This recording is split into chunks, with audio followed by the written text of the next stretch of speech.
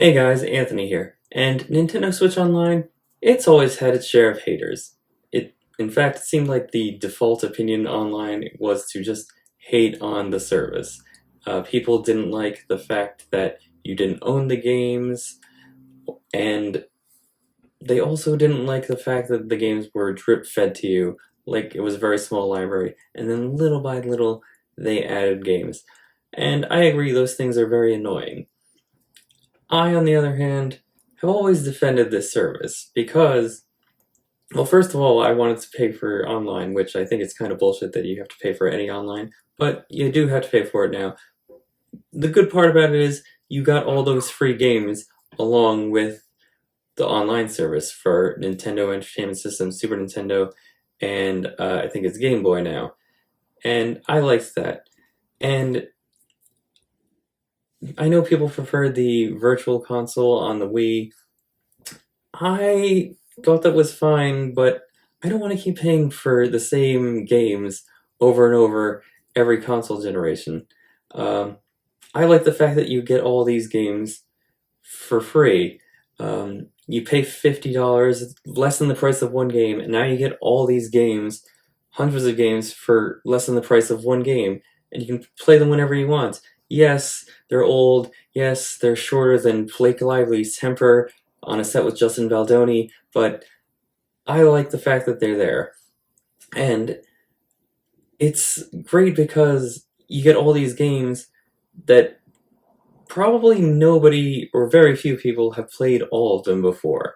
So you get all these games that are new to you, like Musha. I never would have paid outright for Musha, but now because it's there and because I get it for free, I get to try Musha and really just get a kick out of it. I could play that game pretty frequently if I wanted to. There's lots of games on there like that. I could probably play Gunstar Heroes once a week if I wanted to. Street Fighter 2, Ice Climber, even though jumping is absolutely horrendous in that game.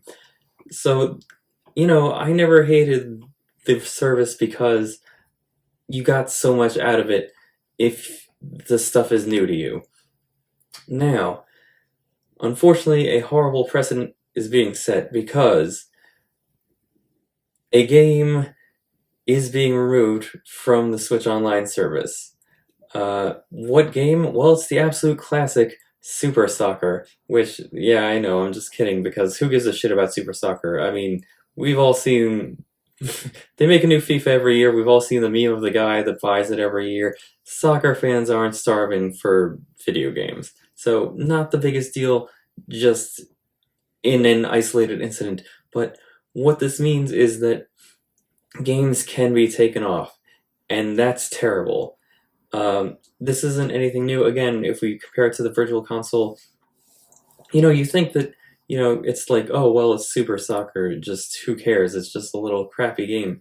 Nintendo first-party stuff isn't going to get taken away. Well, in the Virtual Console, the Donkey Kong Country trilogy was there and got yanked. Now, it's probably something to do with Rare and how Microsoft owns that company now, but that game does star Nintendo-owned characters. So, if Donkey Kong Country isn't safe, then a lot of games aren't safe. So, I don't think we want that. Because the Nintendo Switch Online, it's basically the Netflix of video games. On Netflix, we get used to movies being put on there and taken away. Not really the biggest deal there, because movies are like 2-hour experiences. But if you're using another streaming service and you're watching a TV show, that takes hours and hours to get through. And I personally watch them for weeks at a time, and it's very frustrating when I'm watching a TV show, and then the TV show, I'm like 4 seasons in to a 7-season TV show, and it gets yanked, because I'm trying to watch the whole thing. And video games are similar. Video games are hours-long experiences in many cases, and it's very frustrating if you've been spending your weekends playing an old game or any game, and then all of a sudden you have no access to it. You feel like your time is wasted. I played Banjo-Tooie before, but I played Banjo-Kazooie and Banjo-Tooie, replayed them recently, And, for the first time ever, I was able to get every single Jiggy in Banjo-Tooie because I abused the fuck out of the save states to finally beat that Canary Mary bitch. If you play the game, you know she's a bitch. But, yeah, anyway, I just wanted to voice my opinion about why this is so very frustrating. I hope we don't see more of it. I want more games added than taken away. I really like the service because, you can get games that you grew up with. Like for me, my friend down the street had Sega and I had Super Nintendo, so we would play games like Super Mario World and Zombies Ate My Neighbors and Joe and Mac, which is a game about cavemen bringing hot babes back to their cave before feminism existed. We would play those games at my house, and then over at his house we would play Sonic the Hedgehog and the second Toe Jam and Earl game, which just got added to the console.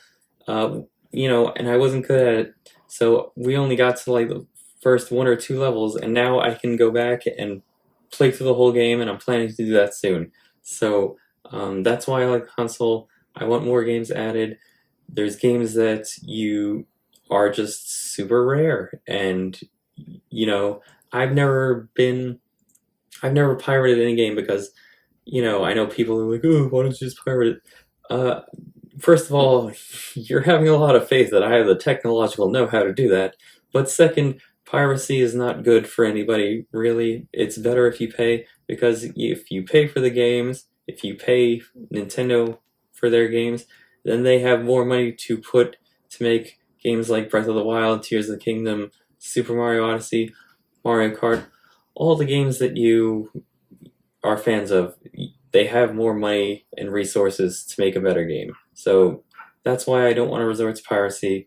And also, it's great for very rare games. I really, really want the game Little Samson to come on the Virtual Console because it costs you thousands and thousands of dollars to buy legitimately. And I know it's not going to happen because they don't even know who holds the rights to that game, but a guy can dream, and I'm hoping it happens.